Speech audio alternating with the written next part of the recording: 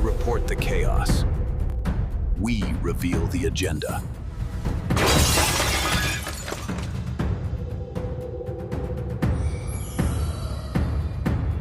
Washington, D.C., a city of power, a city that governs the most powerful nation on Earth. But today, on October 3rd, 2025, much of the city is a ghost town, with iconic landmarks like the Capitol Building and Washington Monument appearing eerily quiet. The United States federal government is in its second day of a shutdown, a crisis that has furloughed approximately 800,000 federal employees and left 700,000 working without pay. Hundreds of thousands of workers are at home, vital services are frozen, and the machinery of state has ground to a halt, impacting agencies like the National Institutes of Health and the Centers for Disease Control and Prevention. But this is not the shutdown you've seen before. This isn't just another political squabble over budgets and spending. This is different. This is a weapon, a deliberate strategy to reshape the foundations of American power. What you are about to see is a deep dive into a crisis that is more than a news headline. It's the story of how a government shutdown has been turned into an instrument of political warfare, a tool to purge, to punish, and to permanently reshape the foundations of American power. This is Shutdown, Trump's war on Washington, and what's happening in these silent government buildings will have consequences for every single one of us. Stay with us. To understand this crisis, you have to throw out the old rulebook, as past shutdowns followed a predictable script. Typically, Congress fails to pass a budget, federal workers are sent home on furlough, and both parties blame each other until a deal is struck.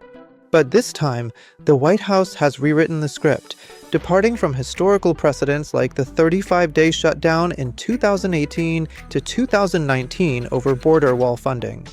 The first signal that this was different came not as a whisper, but as a threat. The White House announced that thousands of the federal workers sent home on furlough will likely be permanently fired. Let that sink in. This is no longer a temporary leave of absence, but a termination notice delivered via a manufactured crisis. For thousands of civil servants, this represents a profound shift from previous shutdowns where back pay was guaranteed, as seen in the 2019 law. Now, let's get inside the minds of the strategists behind us. As the shutdown began, President Trump scheduled a meeting not with congressional leaders to find a solution, but with his top budget advisor, Russ Vought. Their stated goal, to determine which government programs can be eliminated entirely, a strategy reportedly led by Budget Director Russell Vought. This isn't a negotiation, it's a dissection, using the shutdown as a cover to perform radical surgery on the federal government. They are cutting out the parts they deem politically inconvenient or ideologically opposed, a clear departure from the traditional purpose of a shutdown. This is the weaponization of a crisis. You don't just halt the government, you use the pause to dismantle it from the inside. But the strategy goes even further. It's not just about targeting the government itself, it's about targeting the American people. In a chilling statement, the White House press secretary declared that if Democrats don't reopen the government on the administration's terms, the president is prepared to inflict further harm on their constituents back home. This is a watershed moment in American politics, where a presidential administration openly threatens to punish its own citizens as a form of political leverage against its opponents. The shutdown is no longer a consequence of a broken political process. It is the process, a tool being used to wage a political war. But how exactly did one branch of government seize so much power? The answer lies in a constitutional loophole that has just been blown wide open. This loophole traces back to a 1980 legal opinion by Attorney General Benjamin Civiletti, which interpreted the Anti-Deficiency Act. Before this interpretation, agencies continued operating with the assumption that funding would be restored, but Civiletti's opinion mandated that agencies cannot spend money without congressional approval.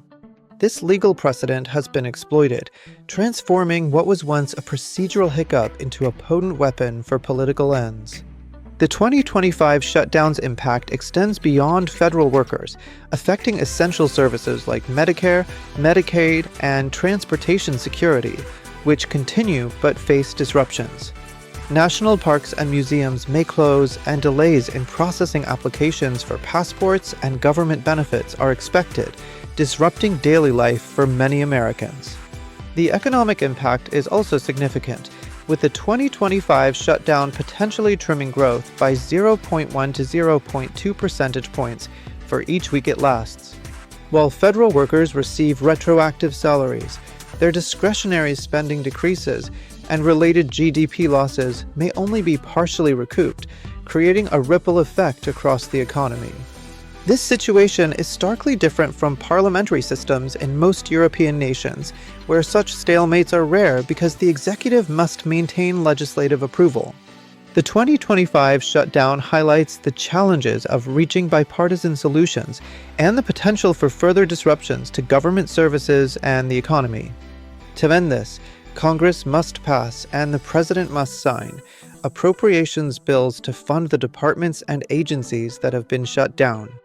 The President cannot end a shutdown unilaterally, underscoring the critical role of legislative action in resolving this manufactured crisis. The ongoing shutdown serves as a chilling precedent, demonstrating how a procedural mechanism can be weaponized to dismantle government and punish citizens for political gain. The future of American governance hangs in the balance as this war on Washington continues to unfold. We've established that the White House is using this shutdown to threaten mass firings and punish political opponents. But to truly grasp the danger of this moment, you need to understand the mechanics of this power grab. And for that, we have to turn to the man who is, on paper, one of the most powerful figures in Washington, House Speaker Mike Johnson. As the shutdown began, Johnson made a stunning admission. He said the impasse hands the keys of the kingdom to President Trump and his budget director, Russ Vought, giving them vast power over the federal government. Johnson blamed the Democrats, saying they have effectively turned off the legislative branch. Let's break down what that means. The U.S. Constitution gives Congress the power of the purse. This fundamental principle ensures that the legislative branch controls federal spending. But when Congress fails to appropriate funds, it creates a power vacuum. This inaction leaves critical government functions in limbo. The executive branch, under the president, is then left with immense discretion to decide which essential services continue and how. In essence, by failing to do its job, Congress has abdicated its authority and handed it directly to the White House.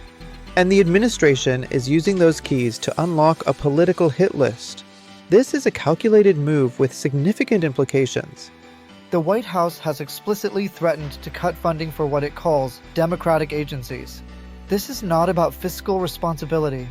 It's a political purge, targeting parts of the government perceived as disloyal. This action undermines the very foundation of impartial governance. We're seeing the deconstruction of a nonpartisan civil service, a cornerstone of stable governance, in real time. This targeting may have even deeper, more disturbing implications, particularly concerning social equity. New York Congressman Gregory Meeks has claimed that, even before the shutdown, the overwhelming majority of federal workers who had been laid off were black. If that pattern continues, this shutdown becomes not just a political weapon, but a tool that could deepen racial and social inequality. So where's the opposition? Efforts in Congress to end the shutdown have completely collapsed, leaving a void in leadership. Democrats are caught in a strategic nightmare. If they capitulate, they signal that these strong-arm tactics work. If they hold their ground, their constituents are the ones who will be punished, just as the White House threatened. While this political war rages, the economic consequences are beginning to mount, affecting everyday Americans. In a move that has sent a tremor of uncertainty through global finance, the shutdown has halted the release of vital economic data, most critically, the Friday jobs report. The world's largest economy is now flying blind, making informed decisions incredibly difficult for businesses and investors.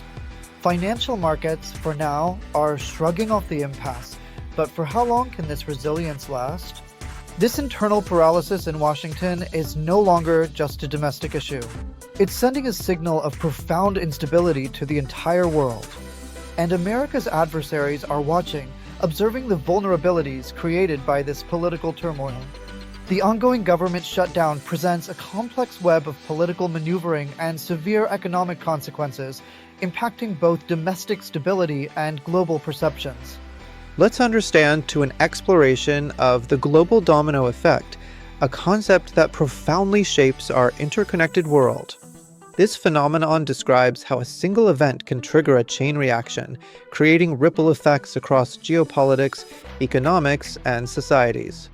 Our world is more interconnected than ever, fostering trade, cultural exchange, and technological advancement.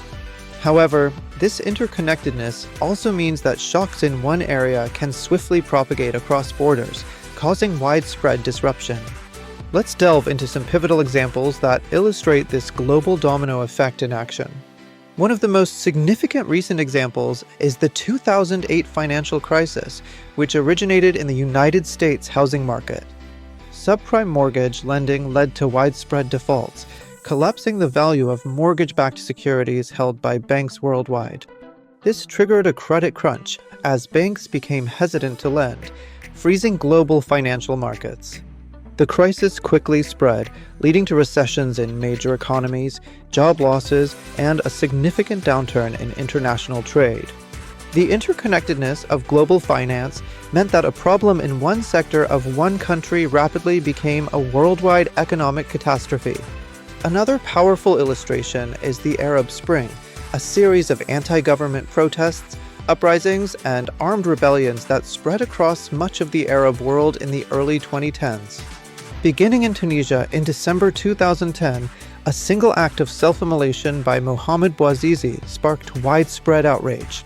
Social media played a crucial role, allowing information and revolutionary fervor to quickly cross national borders. Protests erupted in Egypt, Libya, Yemen, Syria, and Bahrain, each influencing the others through shared grievances and aspirations for change. The political instability led to significant geopolitical shifts, refugee crises, and even civil wars, demonstrating profound societal ripple effects.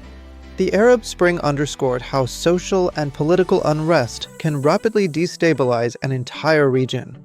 More recently, the COVID-19 pandemic provided a stark, real-time example of the global domino effect, particularly on supply chains. Initial lockdowns in manufacturing hubs, especially in Asia, immediately disrupted the production of goods ranging from electronics to medical supplies. This led to shortages, increased shipping costs, and delays across the globe, impacting businesses and consumers alike.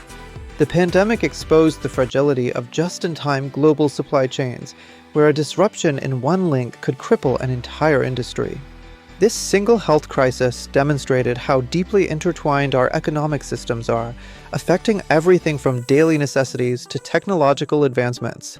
Understanding the global domino effect is crucial in today's world for several key reasons. Firstly, it helps us anticipate and prepare for potential crises, whether economic, social, or environmental. By recognizing these interdependencies, policymakers can develop more resilient strategies and international cooperation. Secondly, it fosters a greater appreciation for global solidarity and shared responsibility. Problems in one corner of the world are rarely isolated. They often require collective solutions.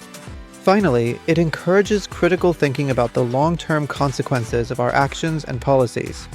Every decision, whether local or international, can set off a chain of events with far-reaching implications. The global domino effect is not just a theoretical concept, it is a fundamental aspect of our modern existence. By understanding its mechanisms, we can better navigate the complexities of our interconnected world and work towards a more stable and prosperous future for all. We've seen how the shutdown is being used as a weapon, how it's creating a power vacuum, and how it's destabilizing the world. But the final piece of this puzzle is the most important. This is not just about a temporary crisis. This is about a permanent change. Historically, shutdowns have been blips on the economic radar. The longest in U.S. history, in 2018 to 2019, shaved a mere 0.02% off the nation's GDP. But experts warn this time is different. The explicit threat of mass, permanent firings is designed to upset an already precarious economy. This isn't a temporary pause. It's a deliberate shock to the system, intended to break the existing structures of government. What we are witnessing is the deconstruction of the administrative state, moving from theory to brutal practice. The goal is to systematically dismantle the institutions of government, purge the civil service of expertise and experience, and replace it with ideological loyalists. It's a political campaign waged not through elections, but through the mechanics of government funding. This strategy extends beyond the federal workforce. We've seen the administration ask 9 colleges to commit to its political agenda in exchange for favorable access to funds. The message is clear: loyalty is paramount. Conformity will be rewarded. Independence will be punished. From the classroom to the federal agency, the goal is to bring every institution to heel. So, what does this mean for you? It means the government you rely on for everything from economic data to national security is being actively undermined. It means the principle of a nonpartisan civil service, designed to serve the public regardless of who is in power, is being dismantled. The shutdown of October 2025 will be remembered not for the national parks that closed or the services that were delayed. It will be remembered as the moment the government itself was turned into a weapon against the very system it was designed to uphold. The question is no longer when the shutdown will end. The real question is, when the lights are finally turned back on in Washington, what kind of government will be left? Is this a necessary disruption to fix a broken system, or is it a dangerous assault on democracy? Let us know your thoughts in the comments below. And if you believe in journalism that asks the tough questions, make sure you like and subscribe to ATM. Thank you for watching.